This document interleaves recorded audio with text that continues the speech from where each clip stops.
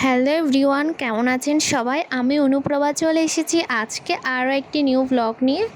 তো যারা আমার ভিডিওটা দেখা শুরু করেছো অবশ্যই একটা লাইক দিয়ে পুরো ভিডিও জুড়ে দেখো।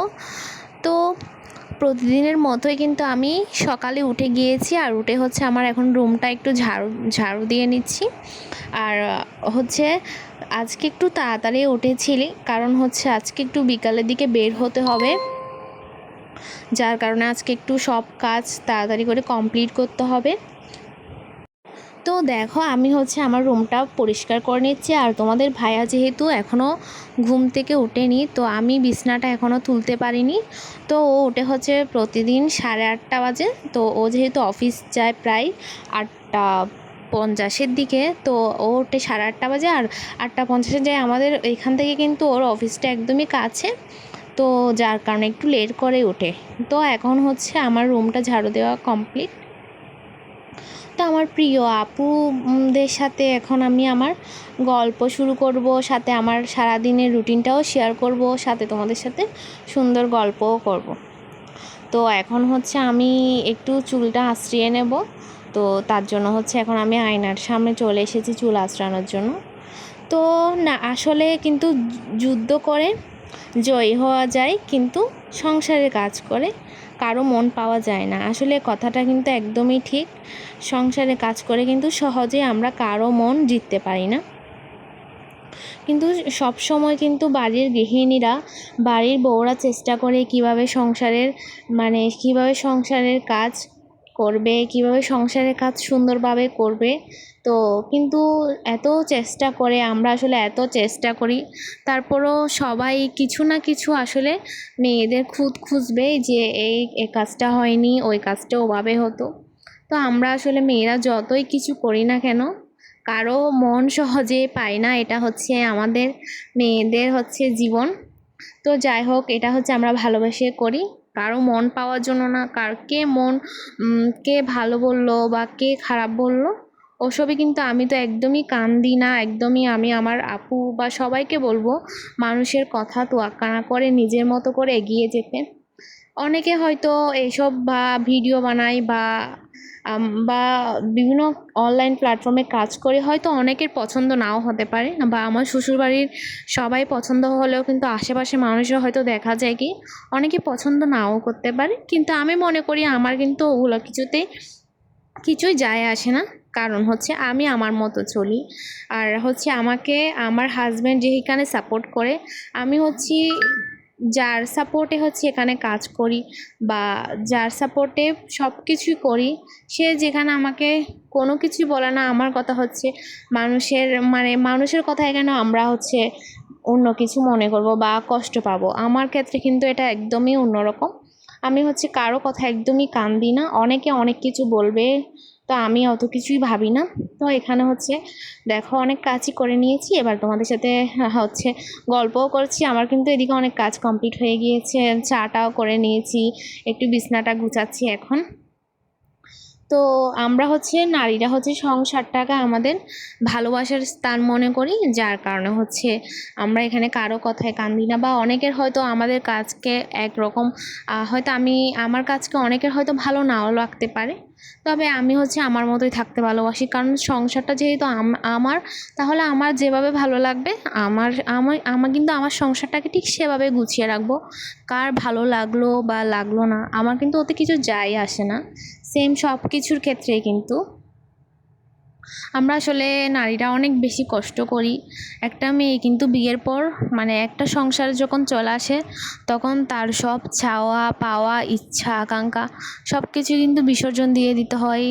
একটা মেয়ে কিন্তু বিয়ের আগে আর পরের কিন্তু অনেক পার্থক্য থাকে। তো আমরা কিন্তু বিয়ের পরে অনেক কিছুই কিন্তু আমাদের পুরো জীবনটাই কিন্তু একদমই বদলে যায় বিয়ের পরে। তো সবার ক্ষেত্রে কিন্তু সেম হয়তো অনেকের হয়তো হালকা 19-20 হয়, বা একটু অনেকটাই বদলে যায়। তো তো এই সংসারে আসলে অনেক কাজ করি আমরা নারীরা। হয়তো অনেকে বলবে কি কাজ করে কি করে সারাদিন, কিন্তু আমরা যে একটা সংসার সামলাই, একটা সংসার হচ্ছে একটা জাহাজের সমান, অত বড় একটা সংসার সামলাই। তার উপর আমরা এখন যারা দিদিরা পুরো ইউটিউব প্ল্যাটফর্মে আছি, কাজ করছি। এখানে যে কতটুকু সময় দিতে হয় আসলে এখানে না আসলে বুঝতাম না কখনো যে কত বেশি টাইম দিতে হয়। তো সংসার সব কিছু সামলে তো এখন হচ্ছে এখানে সময় দিই। তো এখনও তো তবে আমার ক্ষেত্রে বলি, তবে আমার এখনও কিন্তু অতটুকু অসুবিধা হয় না যে সংসার মোটামুটি করি, আমি যতটুকু পারি কাজ করি। আমাদের বাসায় যেহেতু অনেক লোক আছে, আমরা সবাই মিলেমিশে কাজ করি। তারপর আমার এখনও যেহেতু বেবি হয়নি তো অতটুকু চাপ পড়ে না। তারপর হচ্ছে এখনও আমি হচ্ছে মোটামুটি রান্নাবান্নাটা মোটামুটি করি। তো আমার এখনও অতটুকু চাপ পড়ে না, কিন্তু হয়তো আস্তে আস্তে আমারও কিন্তু আরও বেশি চাপ পড়ে যাবে। অনেক দিদিদেরকে দেখি অনেক সময় অনেক কষ্টের মধ্যে দিয়ে ইউটিউব জার্নিটা করে। তো তারপরও সেই দিদিদের জন্য অনেক বেশি ভালোবাসা থাকবে, অনেক কষ্ট করে আসলে। তো তাদের দেখে আমি কিন্তু মানে আরও বেশি উৎসাহিত হই। তো আমিও চাইলে পারবো। তো আমরা নারীরা কিন্তু চাইলে কিন্তু সব পারি। তো একটা মানে পুরুষ যতটুকু পারে নারীও কিন্তু চাইলে ততটুকুই করতে পারে যদি চায় সে। তো এখন দেখো আমি কিন্তু অনেক গল্পই করছি তোমাদের সাথে। আর আজকে হচ্ছে রান্না করব হচ্ছে ছোট মাছ দিয়ে, ওগুলাকে কি মাছ জানি বলা হয়, ছোট ছোট লইট্টা ইসা মনে হয়। আমাদের চট্টগ্রামের মানুষ খায়, মানে বাংলাদেশ আমরা বেশি খাই, অন্যান্য ডিস্ট্রিক্টের কথা জানি না। তো এখানে এখন হচ্ছে কচু, ছোট গাটি কচু ছোট ছোট সাইজ করে কেটে নেওয়া হয়েছে। এগুলো দিয়ে রান্না করব। তো প্রথমে আমি পেঁয়াজ দিয়ে গাটি কচুটা একটু ভেজে নিচ্ছি। পেঁয়াজ হলুদ লবণ গাটি কচু দিয়ে আমি একটু ভালো করে ভাজা করে নিচ্ছি। তা আসলে রান্নাবান্না করতে কিন্তু আমরা সবাই ভালোবাসি, আমার ভালোই লাগে। রান্নাবান্নাটা আমার একদমই খারাপ লাগে না। তো প্রথম একটু বিয়ের পর প্রথম কারণ বাবার বাড়িতে কিন্তু একটা মেয়ে একটা রাজকন্যার মতোই থাকে, কোনো কাজ নেই, সারাদিন শুয়ে, আমার ক্ষেত্রে বলে আমি কিন্তু সারাদিন শুয়ে থাকা বা বসে বসে খাওয়া, যে যাকে বলে একটা রাজকন্যার ওরকম একটা আমি অনেক বেশি কোনো কাজেই আমি হাত দিইনি। যেটা সত্যি কথা তোমাদের সাথে শেয়ার করছি, আমি নিজে কখনো এক গ্লাস পানিও ঢেলে খাইনি। আর আমি তখন অনেক বেশি বিজি থাকতাম, পড়ালেখার চাপ, তারপর হচ্ছে টিউশন বা এখান সেখান যাওয়া আসা, অনেক বেশি প্রেশারে ছিলাম। তো কোনোদিন কাজ করিনি। আর আমার মা আমাকে কখনো করতে দেয়নি, বলে কি শ্বশুর বাড়িতে গিয়ে করবি, এখন আমার কোনো কাজ করতে হবে না। বর্তমানে আমি এখনও কিন্তু বাবার বাড়িতে গেলে একটা কাজও কিন্তু করি না, বা মাও করতে দেয় না। মা বলে কি সারাদিন শ্বশুর বাড়িতে করবি, আবার এখানে এসেও করবি। তো শ্বশুর বাড়িতে কিন্তু আমি কিন্তু প্রথম কিন্তু একদমই কিছু পারতাম না। তবে কিন্তু অন্যান্য শ্বশুর বাড়ি হলে হোক কিন্তু আমাকে কিন্তু অনেক বেশি কথা শোনাতো বা অনেক রকম হেনস্থা হতো। কিন্তু আমি কিন্তু উপরওয়ালার ভালোবাসায় দোয়ায় আমি কিন্তু অনেক ভালোবাসা পেয়েছি সবার। একদম একটা কাজও জানতাম না। বর্তমানে আমি এখনও অনেক কিছুই জানি না, যেমন তোমাদের সাথে যা শেয়ার করি তা আমি কিন্তু আস্তে আস্তে শিখেছি। আমি অনেক কিছুই জানি না এখনও, অনেক রান্নাবান্না বা অনেক কাজই জানি না। তো আমাদের বাসায় কেউ কিছুই মনে করে না, আমাকে অনেক বেশি ভালোবাসা দেয় এবং সাপোর্ট, বলে কি সময় আসলে ঠিক তোমারটা তুমি করে নিতে পারবে, ওরকমই বলে। তো কার শ্বশুরবাড়ির লোকে কথা বলে আর হচ্ছে কমেন্টে জানিও।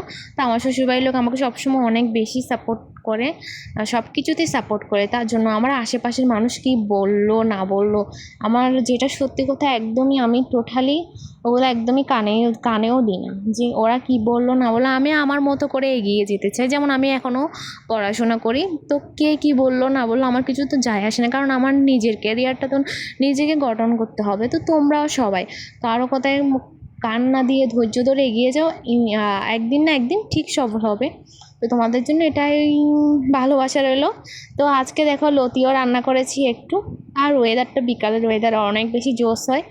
তো আমার আজকের ভিডিওটা কিন্তু আমি অনেক বেশি গল্প করে ফেলেছি তোমাদের সাথে, আর আমার কথাগুলো কেমন লাগলো অবশ্যই জানিও। আমি কিন্তু যা বলি কিন্তু একদম সরাসরি বলে দিই, কারো খারাপ লাগতে পারে বা কারো ভালো লাগতে পারে।